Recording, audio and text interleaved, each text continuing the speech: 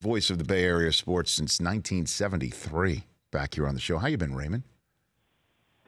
So you went from Iron Eagle to me, which means your show has already spiraled out of control. You know what, Ray? We're just trying to keep it on the rails. That's all we're going to do. What was so you clearly failed here. What was the first event you covered in the Bay Area? Oh, dear God. Come on. What do you got? I do believe it was a meaningless Giants game against the Cardinals. Do you remember who was playing, pitching, starting, managing, all that? Managing? No, I mean, no. Just it was a game. They just sent me out. Okay. So, did you ever interview Finley, Charlie Finley? Did you ever have any contact with him? A couple of times fleetingly, never one-on-one, because usually he did his stuff by phone and usually with the beat writers, or on occasion when he really wanted to get annoyed, he would talk to the columnist in Oakland, a guy named Ron Bergman, who was as good as they get. Okay. Knew how to punch Finley's buttons. Well, he was really good. Well, he had buttons to push, the old owner of the Oakland Athletics. Oh, God, yes. So, Ray, let's hit on the Raiders real quick here, right off the top. Is it possible Marshawn Lynch is not done playing and the Isaiah Crowell injury to his Achilles means that we may still get Marshawn Lynch one more time for the Raiders this year?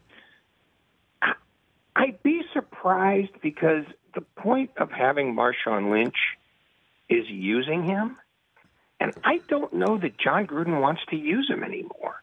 I mean, that was sort of made clear before, and I'm not sure that John Gruden goes back. I mean, I think in general he leaves scorched earth behind him and goes forward. At least that has been the MO the second time in Oakland, when he's got complete freedom of movement. So I'm guessing not. I mean, it's an interesting thought, but it's largely an interesting thought for nostalgic reasons. If they wanted Marshawn Lynch back, they would have made this happen before now. And I think they sort of made it clear when they got Crowell and then drafted the way they did, that they'd moved on, and I don't know that they moved back. Well, I mean, Josh Jacobs is a really special player from Alabama who they were able to get down in the 20s, and then went with Cleveland Ferrell at the top of the draft. And I kind of think that Mayock's been hitting this thing out of the park, from acquiring Antonio Brown to drafting the way that he drafted to handling his business in a manner that first-time general managers might stumble. I wonder what you think. Well, first of all, my sense is that John Gruden does the directing and Mayock does the heavy lifting. Because I think Mayock was brought in to be the detail guy, but John Gruden has his vision, and he doesn't want to be bothered with, well, the procedure stuff. So I think if you're going to say Mayock, you've got to say Gruden first. In the same way that when you say John Lynch, you have to say Kyle Shanahan first. One guy has the vision. The other guy is the one who's supposed to find the ingredients so that the visionary can make the meal. Secondly, I don't know if he hit it out of the park, because on the one hand, I hate draft nerds because they always talk about perceived value within the draft.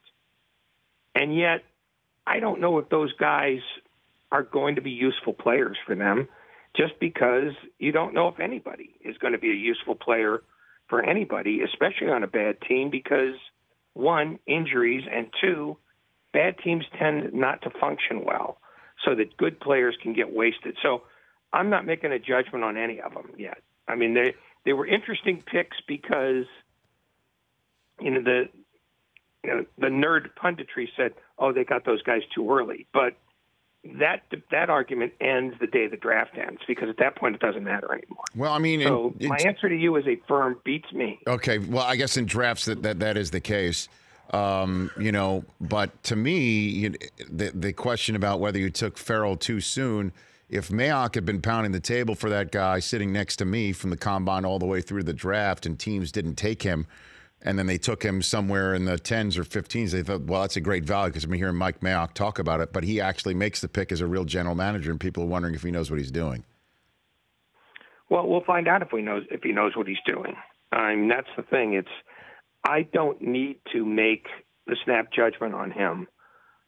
I can wait until the things he does actually go on a field and function. So I'm not in a hurry. All right. So what about the 49ers drafting of Nick Bosa and him showing up with a lot of his social media cleansed of political stances that might run counter to a lot of people in the San Francisco community? Ray, I wonder what you think about the fit there right off the top before he sacks a quarterback.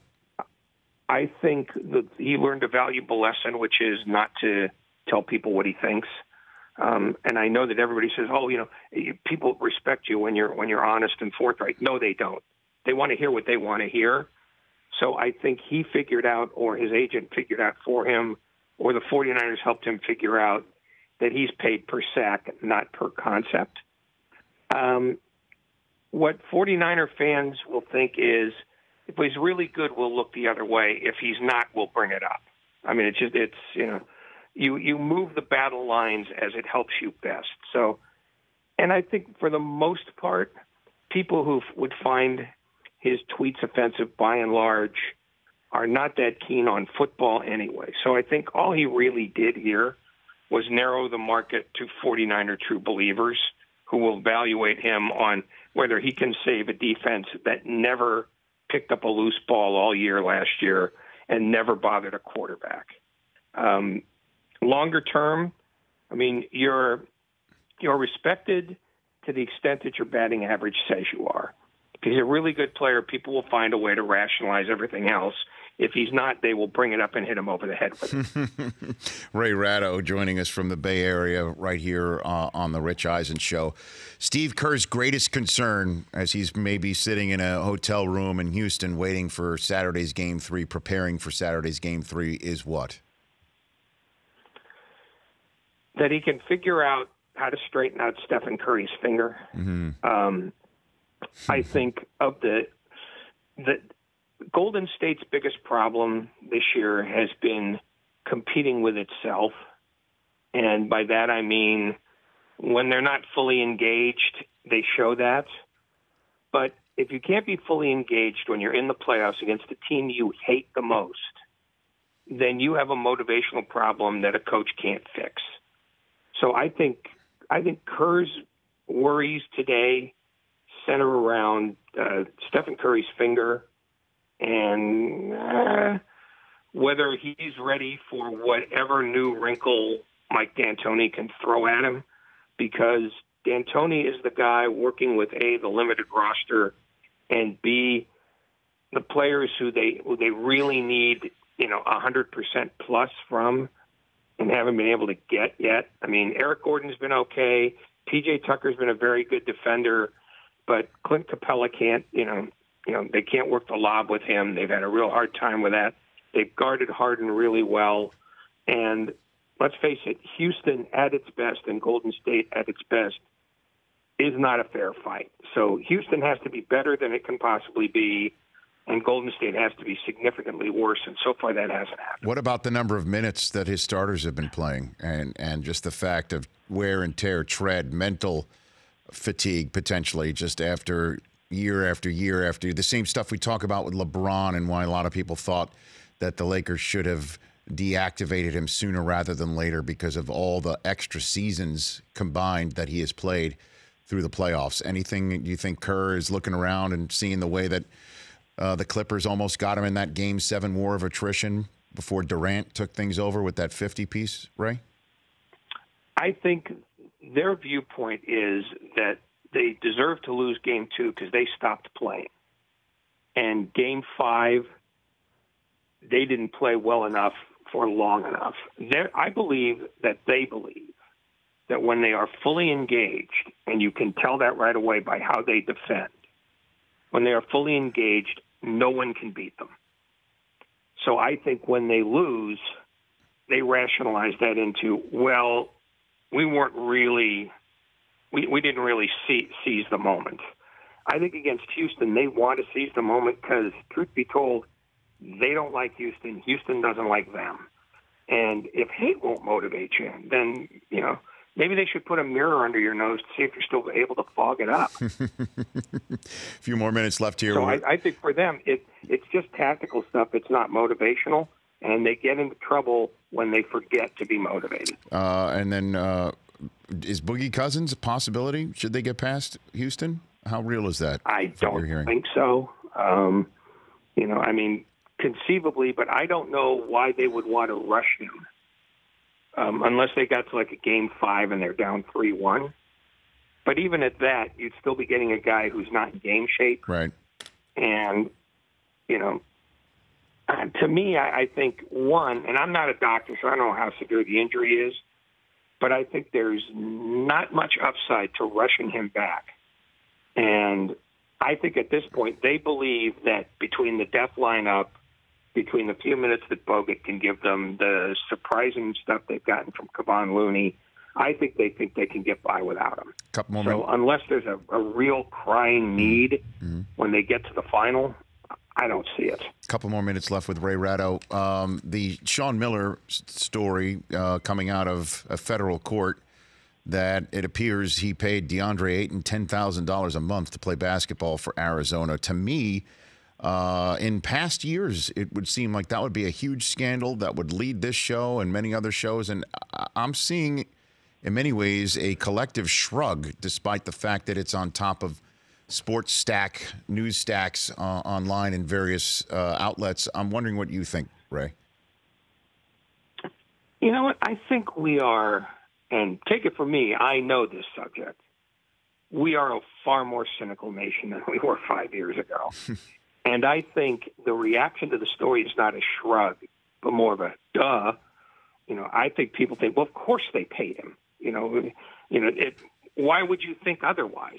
People outside, like the deepest inner sanctums of college basketball, believe the sport is incredibly dirty in terms of players being paid, and the viewpoint from there dovetails in one of two ways. One, well, of course they should be paid. They're the ones doing the work. Or, no, they shouldn't be paid, but we know they get paid because the people who run college sports basically operate in a money-based economy like everybody else does. So I think the reaction to the Miller stuff is more, yeah, I think we figured that out already. Now, tell us what you're going to do about it. And I think, at least in the case of Sean Miller, what they're going to do about it is fire him. And then we'll see what the NC2A does about that. But the undercurrent of this entire story is that this is what the NC2A deserves because it doesn't believe that labor shouldn't be free. And so whatever embarrassment that industry can endure is good because you can't make a compelling argument that players who bring in that much money shouldn't get something more than a stipend. And, I think that's where we are as a country now. And I think that's why you're sensing a shrug. It's really more of a, well, of course they're getting paid. And finally somebody caught one guy. Now, is college basketball going to do something about it? Or are they just going to operate the way they always have? Ray, thanks for the time. Always appreciate our chats. Let's chat down the line. Yeah, give my love to Ian. You got it, I will. That's Ray Ratto. For more of The Rich Eisen Show, tune to Audience Channel 239 on DirecTV for free on BR Live or download the Rich Eisen Show app.